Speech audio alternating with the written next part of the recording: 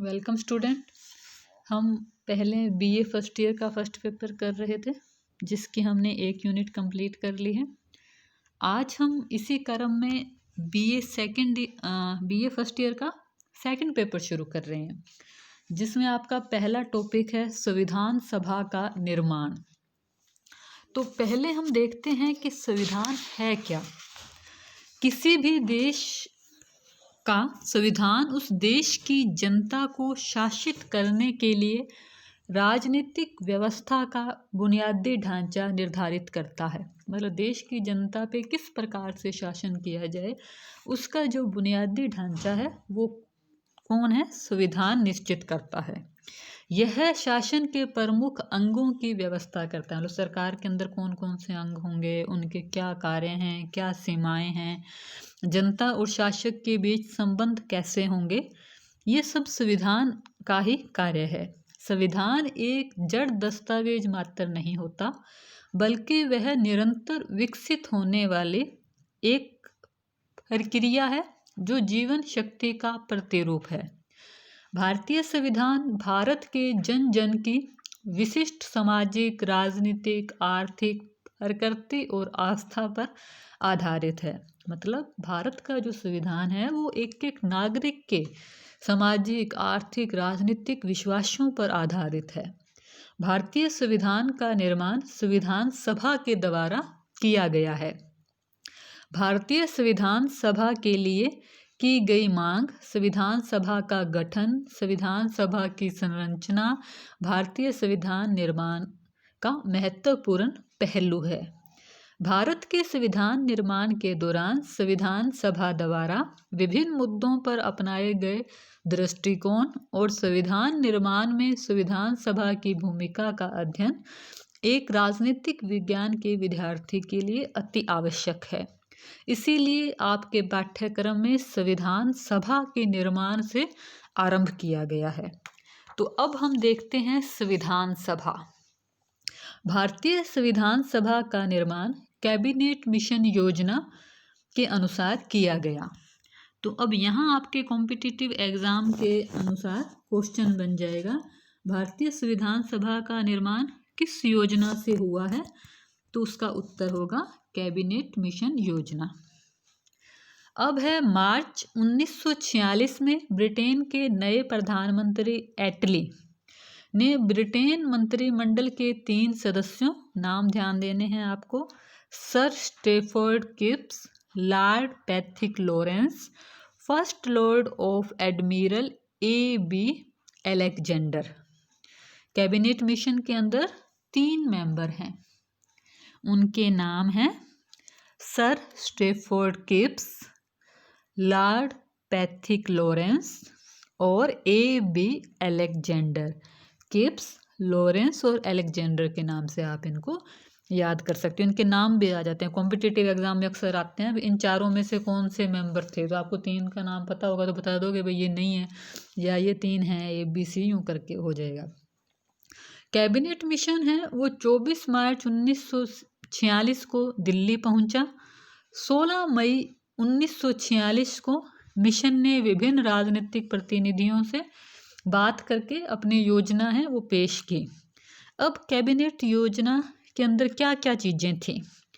तो उसके अंदर पहला, भारतीय संविधान का निर्माण करने हेतु भारतीय जनता का प्रतिनिधित्व करने वाली संविधान सभा का गठन किया जाएगा। उन्होंने इस बात को स्वीकारा कि संविधान का निर्माण भारतीय जनता के द्वारा ही किया जाएगा। दूसरा, संविधान निर्माण एवं उसकी क्रियान्वित होने तक अंतरिम सरकार का गठन किया जाएगा। मतलब ब्रिटिश शासन था ना पहले हमारे, तो अब देश का शासन संचालन किसके द्वारा होगा? अंतरिम सरकार के द्वारा। कैबिनेट मिशन का उद्देश्य एक ऐसी व्यवस्था को आरंभ कर देना था जिसके द्वारा भारतीयों के लिए संविधान बना सके। कैबिनेट मिशन ने यह अनुभव किया कि संविधान निर्माण गठन करने की सर्वाधिक संतोषजनक विधि वयस्क मताधिकार के आधार पर चुनाव के पश्चात गठन होता, किंतु उस समय हमारे देश की जो परिस्थितियां थी वो हालात ऐसे नहीं थे कि जनता के द्वारा चुनाव करवा के संविधान सभा का निर्माण किया जाए, तो उसके अंदर क्या क्या प्रमुख प्रावधान थे कैबिनेट मिशन के, हम वो देख लेते हैं। पहला प्रावधान है संविधान सभा में प्रत्येक प्रांत के द्वारा भेजे जाने वाले सदस्यों की संख्या का निर्धारण प्रांत की जनसंख्या के आधार पर किया जाएगा। मतलब जो मेंबर आ रहे थे वो जनसंख्या के आधार पर आएंगे। तो उसका आधार क्या है? 10 लाख की जनसंख्या पर एक, मतलब 10 लाख की जनसंख्या पर एक प्रतिनिधि होगा संविधान सभा के अंदर। दूसरा है प्रांतों को आवंटित स्थानों को उसमें निवास करने वाली प्रमुख जातियों की संख्या के आधार पर विभाजित किया जाएगा। मतलब जो सदस्य संख्या थी 389 उनका निर्धारण कैसे हो? तो वो जाति की जनसंख्या के आधार पर, जितने % जनसंख्या है उतने % उस जाति को प्रतिनिधित्व मिल जाएगा। तो उसे 3 कैटेगरियों में बांटा था, साधारण, मुस्लिम और सिख। और जो ये सिख है ये केवल पंजाब के लिए ही है। तो अभी तक 2 इम्पोर्टेंट चीज़, 10 लाख पर एक प्रतिनिधि और जाति के आधार पे आएंगे सामान्य, मुस्लिम और सिख। तीसरा पॉइंट है देशी रियासतों के सदस्य भी संविधान सभा में शामिल होंगे। जो देशी रियासतें थी उस समय लगभग 95 थी, 565 थी देशी रियासतें, 93 देशी रियासतों के जो प्रतिनिधि हैं वह उसके अंदर आएंगे। तो जो उनका क्या था, वो भी 10 लाख की जनसंख्या पे एक प्रतिनिधि होगा। और जो देशी रियासतों के प्रतिनिधियों का चुनाव कैसे हो, ये वहाँ के राजा के विवेक पे छोड़ा था। मतलब जो देशी रियासतों के शासक थे वो अपने विवेक से प्रतिनिधियों को भेजेंगे। प्रांतों के लिए पृथक संविधान का निर्माण किया जाए, इसके लिए संविधान सभा की आरंभिक बैठक के बाद सदस्य स्वतः को 3 संवर्गों में विभक्त कर लेंगे। ये उस समय के जो कैबिनेट मिशन के विभिन्न प्रस्ताव थे। उसके बाद है जो संविधान सभा का गठन किया गया था, उसके अंदर कुल मेंबर्स कितने हैं? तो कुल मेंबर्स थे 389, जिसमें से 292 ब्रिटिश प्रांतों के प्रतिनिधि थे, 4 हैं वो चीफ कमिश्नर क्षेत्र के प्रतिनिधि थे और 93 हैं वो देशी रियासतों के प्रतिनिधि थे, 93। तो यहाँ आपके कॉम्पिटिटिव एग्जाम के क्वेश्चन बन जाएंगे कि संविधान सभा में कुल सदस्य कितने थे? तो 389 सदस्य थे। फिर पूछ सकता है ब्रिटिश प्रांतों से कितने थे? तो 292। चीफ कमिश्नर के कितने थे? 4। और देशी रियासतों के कितने थे? तो 93 हो जाएगा। और फिर क्वेश्चन पूछ लेगा कि कितने सदस्य जनसंख्या पे है? तो 10 लाख की जनसंख्या पर एक प्रतिनिधि होंगे, एक प्रतिनिधि होगा। देशी रियासतों के प्रतिनिधि कैसे आएंगे? वो वहाँ के जो शासक हैं उनके द्वारा ही मतलब डिसाइड किया जाएगा। और जो आरक्षण, मतलब जो प्रतिनिधियों का आरक्षण था वो मतलब किस कैटेगरी में था? तो उसके अंदर हमने देखा था कि 3 तरह के कैटेगरियों में था, साधारण, मुस्लिम और सिख केवल पंजाब के लिए। ये जो अभी तक हमने पढ़ा उसमें मोटा मोटा हो गया। अब कैबिनेट मिशन के अनुसार जुलाई 1946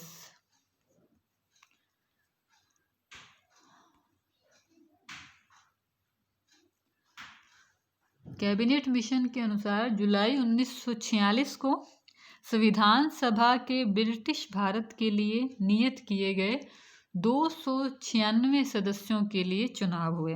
देखो 292 तो जो ब्रिटिश प्रांत थे वो थे, हमने अभी देखा था ना 292, और 4 चीफ कमिश्नर वाले थे, तो टोटल हो गया 296 मेंबर्स के लिए चुनाव होना था। और जो 93 मेंबर हैं देशी रियासतों वाले वो खुद ही भेजना था उनको, राजाओं को।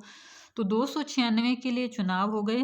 तो उस चुनाव में अब हम देखते हैं कि विभिन्न दलों की क्या स्थिति थी, किस किस से प्रतिनिधि कैसे आए। तो उसमें है जब चुनाव हुए जुलाई 1946 में। अब ये क्वेश्चन पढ़ा हो सकता है कि संविधान सभा के लिए चुनाव कब हुआ, तो उत्तर होगा जुलाई 1946। उसमें अब ये आपको सारणी अच्छे से याद करनी है। इसमें आ जाएगा कांग्रेस से मेंबर कितने थे, 208, मुस्लिम लीग से 73। ये उस समय के छोटे छोटे पार्टियां हैं।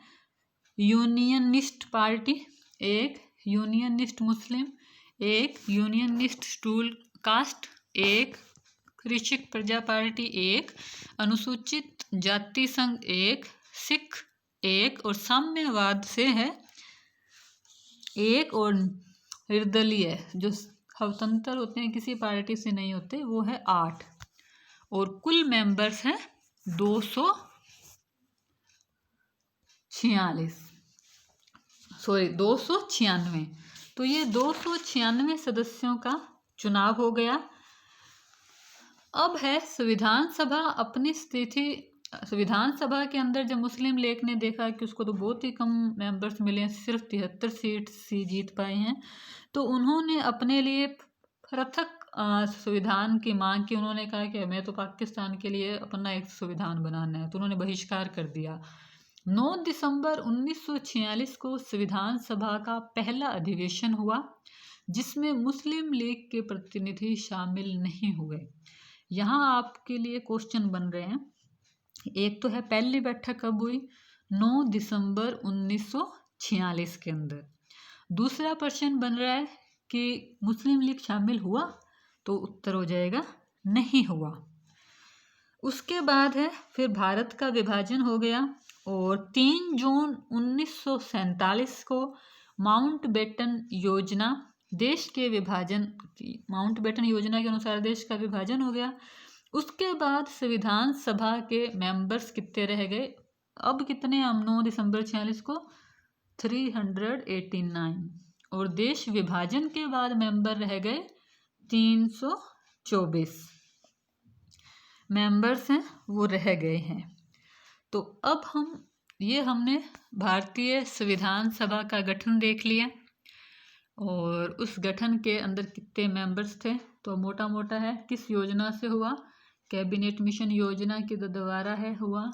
आरंभ में कितने मेंबर्स थे, 389 थे। फिर जब देश का विभाजन के बाद कितने हो गए, देश का विभाजन 3 जून 1947 को 324 हो गए।